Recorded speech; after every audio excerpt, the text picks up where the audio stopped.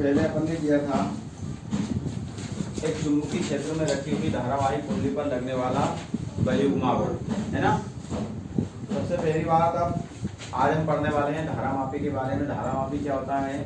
धारामापी मतलब धारा को मापने वाला एक उपकरण, लेकिन इसका एक जो खास उपयोग होता है वो होता है धारा की उपस्थिति का पता लगाने। यानी कि धारामापी एक ऐसा उपकरण है जिसकी सहायता से किसी परिपथ में बहने वाली धारा की उपस्थिति का पता लगाया जाता है।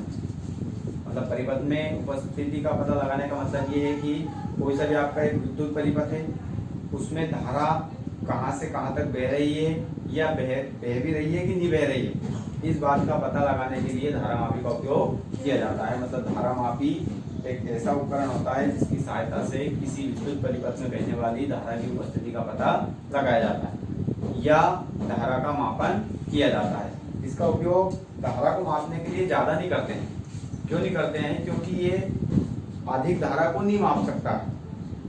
थोड़ी बहुत जो धारा मिली एम्पियर में होती है उस धारा का मापन अपन धारामापी की सहायता से कर सकते हैं। इसलिए धारामापी जो होता है वो विशेष तौर पर धारा को मापने के लिए उपयोग नहीं होता है। धारा को मापने के लिए अमीटर का उपयोग किया जाता है।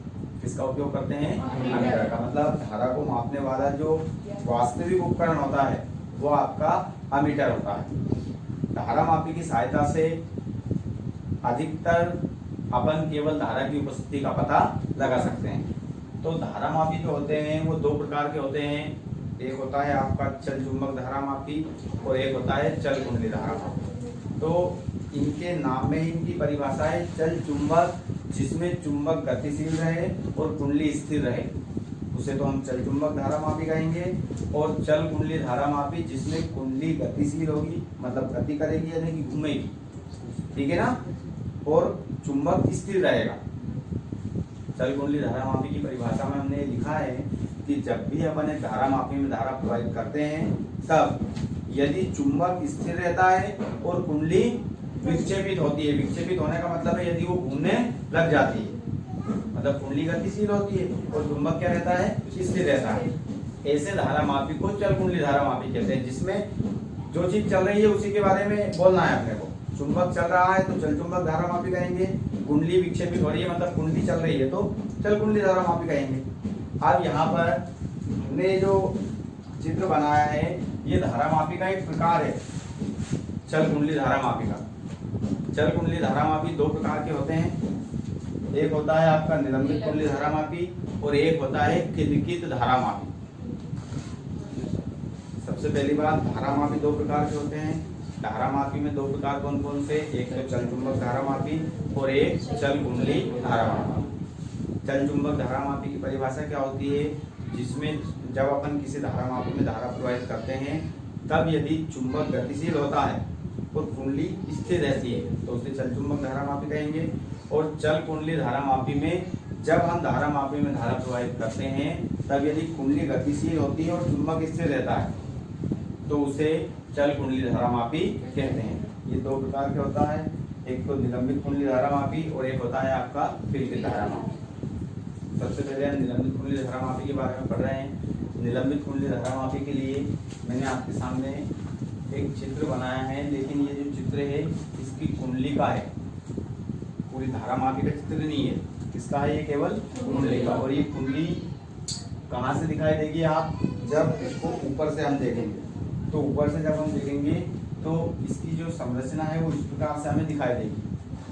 वास्तव में इसकी जो कुंडली होती है वो ऐसी होती है। अब ये किस आकार की कुंडली आपको दिख रही होगी? कैसी है कुंडली? आयत के आकार की। इसकी कुंडली इस प्रकार से होती है। इसके अंदर ये एक क्रोड होता है, ये क्रोड है, मतलब ऐसा एक गोलाकार छोटा सा भाग रहता है। इसके ऊपर तांबे के तारों को आयताकार रूप में इस प्रकार लपेट दिया जाता है ना। तो इसकी संरचना में हमने क्या क्या लिखा है? इसकी संरचना में हमने लिखा है कि इसमें एन और एस दो चुंबक के ध्रुव होते हैं जो कि अवतल आकार में रखे होते हैं, मतलब इस प्रकार से गोल आकार में थोड़े रखे हुए होते हैं। ऐसे जो थोड़े बहुत गोलाकार रूप में होते हैं ना उनको बोला जाता है अवतल आकार। ठीक है ना। एन और एस के बारे में आपको पता है कि चुंबक के ध्रुव हैं और इनका कार्य क्या होता है, इनका कार्य होता है चुंबकीय क्षेत्र उत्पन्न करना, ठीक है। एनएस जो चुंबकीय ध्रुव होते हैं जो अवतल आकार में रखे होते हैं, इनके द्वारा चुंबकीय क्षेत्र उत्पन्न किया जाता है। ये तो बात हो गई चुंबक के ध्रुवों की, है ना।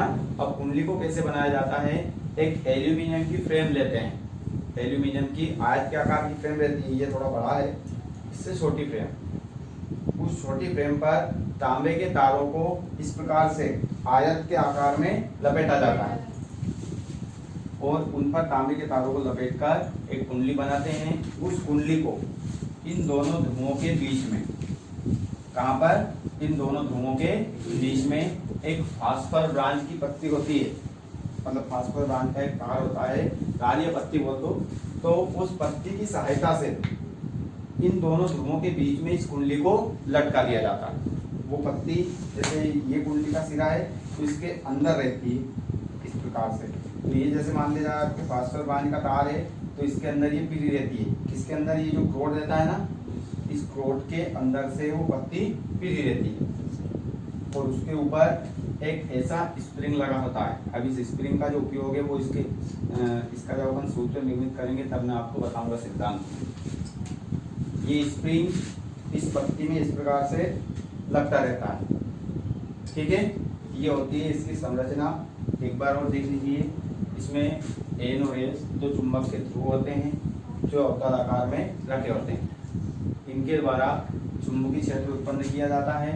अब फिर इस कुंडली के बारे में लिखना है, तो इस कुंडली को बनाने के लिए एक एल्यूमिनियम की फ्रेम ली जाती है। उस एल्यूमिनियम की फ्रेम पर तांबे के तारों को इस प्रकार से आयत के आकार में लपेटकर एक कुंडली बनाते हैं अपन। इस कुंडली को दोनों ध्रुवों के बीच में एक फास्फर ब्रांच के तार की सहायता से, ये तार नहीं तो इसका तार समझ बैठो आप, इसके अंदर एक पत्ती रहती है, मतलब पत्ती कसी रहती है, इस पत्ती को इस प्रकार से रहती है, मतलब तो ये पत्ती इस कुंडली को दोनों ध्रुवों के बीच में रोक रखती है, मतलब इसके बीच में इस प्रकार से इसको लटका दिया जाता है, ठीक है। ये आयत के आकार की आपकी कुंडली है, इसका आसपास का जो भाग है, इसको जब आप ऊपर से देखोगे तो आपको गोल दिखाई दे रहा है, कैसा दिखाई देगा, गोल। और इस पत्ती की सहायता से इन दोनों ध्रुवों के बीच में इस कुंडली को लटका दिया जाता है। ये इसकी संरचना हो गई। अब इसके सिद्धांत में हमने लिखा है, सिद्धांत में है, सिद्धांत ध्यान से समझना। सिद्धांत में हमने ये लिखा है कि जब आप इस कुंडली को, ये आपकी जो कुंडली है, इस कुंडली को जब हम इन दोनों ध्रुवों के बीच में लटका कर इस प्रकार से स्वतंत्रपूर्वक लटका कर जब हम इसमें धारा प्रवाहित करते हैं, जब हम इसमें धारा प्रवाहित करते हैं तो ये कुंडली, इस कुंडली पर एक बलयुग्म कार्य करने लगता है, जिसके कारण ये कुंडली विक्षेपित हो जाती है। बलयुग्म मतलब दो बलों का जोड़ा। अपन ने इसके पहले वाले व्यंजक में मैंने बताया था, एक बल इधर लगता है और एक बल इधर लगता है ना। तो ऐसा एक बल आघूर्ण लगता है, कब, जब आप इसको इन दोनों ध्रुवों के बीच में लटकाएंगे और धारा प्रवाहित करेंगे।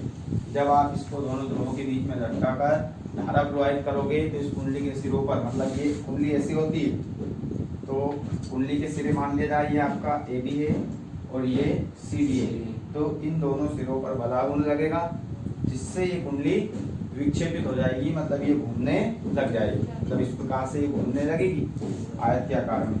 ये भाग ऊपर हो जाएगा, ये नीचे चला जाएगा, फिर ये इधर इस प्रकार से, तो ये विक्षेपित हो जाएगी। यानी कि इस बलयुग्म को विक्षेपक बलयुग्म कहते हैं। विक्षेपक बलयुग्म क्यों कहते हैं, क्योंकि इसको विक्षेपित कर रहा है, विक्षेपित करने वाला बलयुग्म क्या कहलाएगा, विक्षेपक बलयुग्म, ठीक है। अब इसके बाद में जब ये कुंडली घूमने लग जाएगी, तो अभी जस्ट पहले आपने पढ़ा था कि इसके अंदर एक फास्फर ब्रांच की पत्ती होती है और उस पत्ती में क्या लगा रहता है, ये स्प्रिंग। तो इस पत्ती में इस स्प्रिंग के कारण जब ये कुंडली घूमेगी तो उस पत्ती में इस स्प्रिंग के कारण ऐंठन उत्पन्न हो जाती है। ऐंठन का मतलब होता है रुकावट। क्या उत्पन्न हो जाती है, रुकावट, क्योंकि इस कुंडली को रोकने का प्रयास, मतलब जैसे कुंडली ऐसे घूम रही है तो वो जो ऐंठन कार्य करेगी, मतलब जो रुकावट लगेगी, वो इसको थोड़ा सा रोकने का प्रयास करती है, जिसके कारण इस कुंडली पर ऐंठन बलयुग्म कार्य करने लगता है। अब दो बलयुग्म हो गए, एक तो आपका विक्षेपक बलयुग्म हो गया और एक ऐंठन बलयुग्म जो कि इसको रोकने का प्रयास करेगा। एक इसको घुमा रहा है, दूसरा इसको रोकने का प्रयास कर रहा है। जब ये दोनों बलयुग्म आपस में बराबर हो जाएंगे तो ये कुंडली संतुलित होकर के अपने स्थान पर रुक जाते हैं। ये होता है इसका सिद्धांत। अब बात करते हैं अपन इसके सूत्र की। उस सूत्र में आपको मैं ऐंठन बलयुग्म और विक्षेपक बलयुग्म को अलग अलग बताऊंगा। मैंने आपको दिखवाया है अभी कि माना कि इस कुंडली का क्षेत्रफल ए है ना, और इस कुंडली में बहने वाली धारा आई है, इसमें पैरों की संख्या n है और इसमें इन दोनों ध्रुवों के कारण जो चुंबकीय क्षेत्र उत्पन्न हो रहा है वो क्या है आपका b। ठीक है, तो देखो यहाँ पर हम लिखेंगे तब कुंडली पर लगने वाला बलयुग्म आघूर्ण, एक धारावाही कुंडली या धारावाही लूप जब एक चुंबकीय क्षेत्र के अंतर्गत रखा रहता है तो उस पर लगने वाले बल आघूर्णों का सूत्र हमने निकाला था, टाउ बराबर एन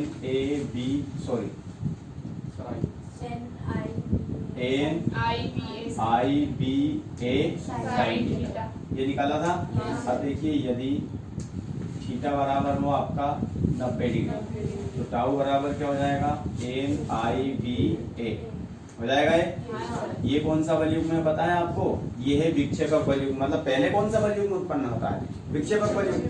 जब अपन धारा प्रवाहित करते हैं तो धारा प्रवाहित करने पर ये कुंडली विक्षेपित होती है, मतलब इस पर विक्षेपक बलयुग्म कार्य करने लग जाएगा। तो आपका विक्षेपक बलयुग्म क्या होगा, टाउ बराबर एन आई बी।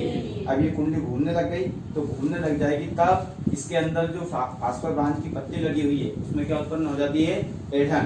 तो यहाँ पर लिखेंगे यदि कुंडली का विक्षेप थीटा,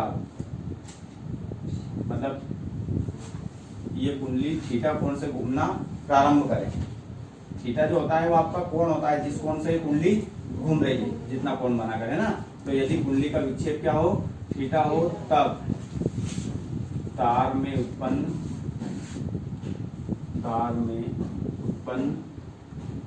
ऐंठन नियतांक से। अब यहाँ पर देखिए जब यहाँ पर ऐंठन उत्पन्न होगी तो इस कुंडली पर कौन सा बलयुग्म कार्य करने लग जाएगा, ऐंठन बलयुग्म आघूर्ण। और ऐंठन बलयुग्म आघूर्ण को भी कार्य से दर्शाया जाता है टाउ से। तो ये जो ऐंठन बलयुग्म आघूर्ण होगा वो इस विक्षेप के अनुक्रमानुपाती होगा। मतलब कहने का ये है कि यहाँ पर जितनी ये कुंडली घूमेगी उतना ही उसका विक्षेप होगा, और जितना विक्षेप होगा उतनी ही ज्यादा उसमें क्या उत्पन्न होगी, ऐंठन। यानी कि उतना ही ज्यादा उस पर ऐंठन बलयुग्म कार्य करने लगता है।